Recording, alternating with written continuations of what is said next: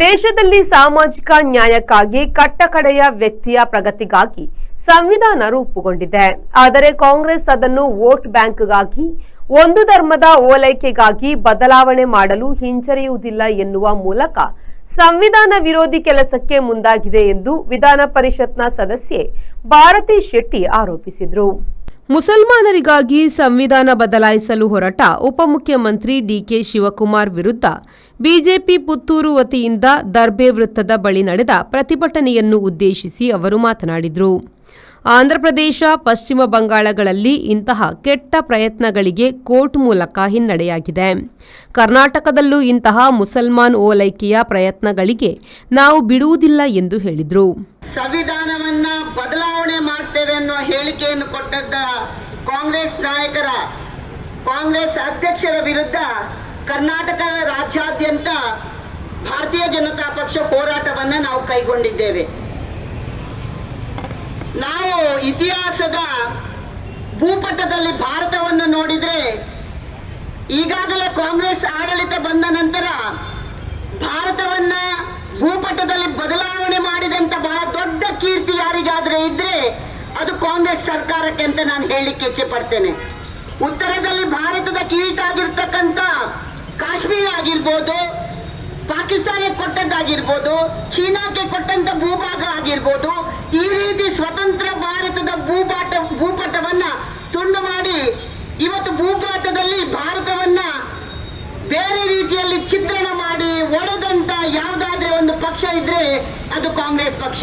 ಅದೇ ರೀತಿ ತಾನು ಆಡಳಿತಕ್ಕೆ ಬಂದ ನಂತರ ಈ ದೇಶದಲ್ಲಿ ಧರ್ಮವನ್ನ ಹೊಡೆದ್ರು, ಜಾತಿಯನ್ನ ಹೊಡೆದ್ರು, ಮತಗಳಲ್ಲಿ ವೈಮನಸ್ಸನ್ನ ಉಂಟು ಮಾಡಿದಂತ ಕೀರ್ತಿ ಯಾರಿಗಾದ್ರೆ ಇರ್ಬೇಕಾದ್ರೆ ಅದು ಕಾಂಗ್ರೆಸ್ ಪಕ್ಷಕ್ಕೆ ಅಂತ ನಾನು ಹೇಳಿಕ್ಕೆ ಇಚ್ಛೆ ಪಡ್ತೇನೆ. ಬಂಧುಗಳೇ, ವಿಧಾನ ಪರಿಷತ್ ಸದಸ್ಯ ಕಿಶೋರ್ ಕುಮಾರ್ ಪುತ್ತೂರು ಮಾತನಾಡಿ, 5 ಬಿಟ್ಟಿ ಗ್ಯಾರಂಟಿ ಮೂಲಕ ಹಿಂದೂಗಳಿಗೆ ವಂಚನೆ ಮಾಡಿದವರು ಕಾಂಗ್ರೆಸ್ನವರು.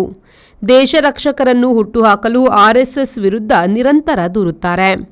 ಯಾವುದೇ ಕಾರಣಕ್ಕೂ ಸಂವಿಧಾನ ಬದಲಾವಣೆಗೆ ಇವರಿಗೆ ಅವಕಾಶ ನೀಡುವುದಿಲ್ಲ ಎಂದು ಎಚ್ಚರಿಸಿದರು. ನಾಯಕರು ನಿಮ್ಮ ಜೊತೆ ಇದ್ದೇವೆ, ನಾವೆಲ್ಲರೂ ಜೊತೆ ಸೇರಿಕೊಂಡು ಇನ್ನೊಮ್ಮೆ ತಾಯಿ ಭಾರತಾಂಬೆಯನ್ನ ಪರಮವಾಗಿ ಸಿದ್ಧಿಕೊಂಡು ನಾವೆಲ್ಲ ಕಟಿಬದ್ಧವಾಗೋಣ. ಆ ಮುಖಾಂತರ ಡಿಕೆಶಿ ಈ ರೀತಿಯ ನಾನೀಗ ನನ್ನ ದೋಸ್ತಂದ್ರು ಡಿಕೆಶಿ ಅವ್ರ ಮೊನ್ನೆ ಪ್ರಯಾಗರಾಜ ಹೋಗಿ ಬಂದ್ರು. ಚಂದ್ರಣ್ಣ, ನಾನು ಎನಿಸುವುದು ಪ್ರಯಾಗರಾಜ ಹೋಗಿ ಬಂದು ಏನು ಪ್ರಯೋಜನ? ಆ ಗಂಗೆ, ಸರಸ್ವತಿ, ಯಮುನೆಯ ನೀರಲ್ಲಿ ಆ ಪವಿತ್ರ ತೀರ್ಥಸ್ನಾನದಲ್ಲಿ ಮುಳುಗಿ ಬಂದ್ರು. 4 ಸಲ ನೋಡಿದ ಮತ್ತೆ ಅರ್ಚಕರು ಕೂಡ ಅವ್ರ ತಲೆಗೆ ತೀರ್ಥವನ್ನು ಹಾಕ್ತಿದ್ರೆ ಏನು ಪ್ರಯೋಜನ ಅಕ್ಕ? ಏನು ಪ್ರಯೋಜನ ಇಲ್ಲ. ಇವರ ನಾಟಕ ಒಂದ ದೇವಸ್ಥಾನಕ್ಕೆ ಮೊನ್ನೆ ಕಾವೇರಿ ಕೂಡ ಪೂಜೆ ಮಾಡಿ ಬಂದಿದ್ದಾರೆ ಅನ್ನೋದು.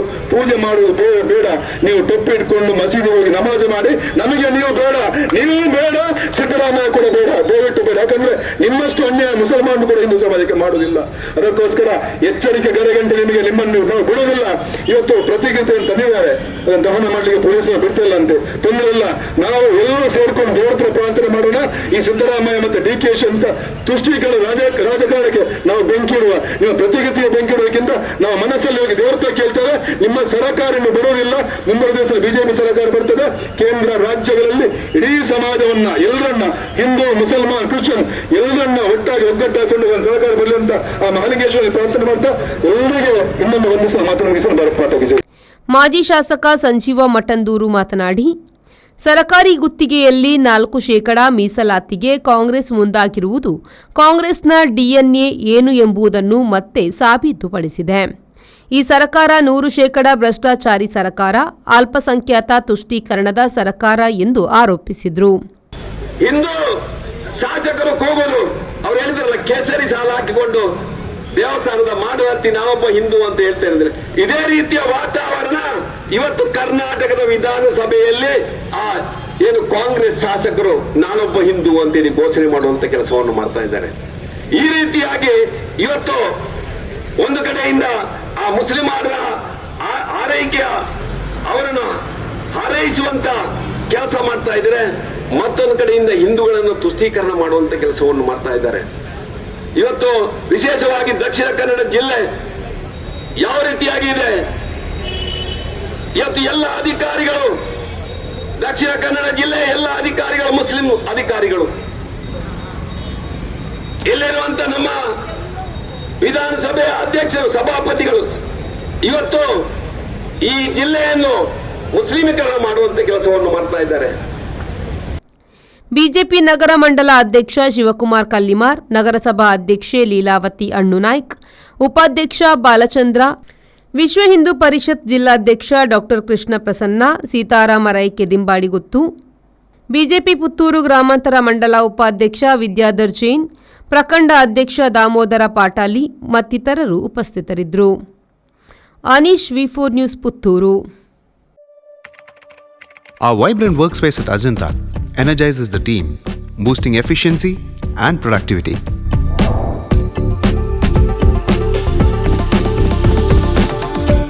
Well-designed modern conference space for important presentations with top-notch amenities, fueling our growth. We are ready to expand to Ashoka Business Center as our next upgrade. Invest in workspaces managed by Vertex. Invest smart. Invest in Mangaluru.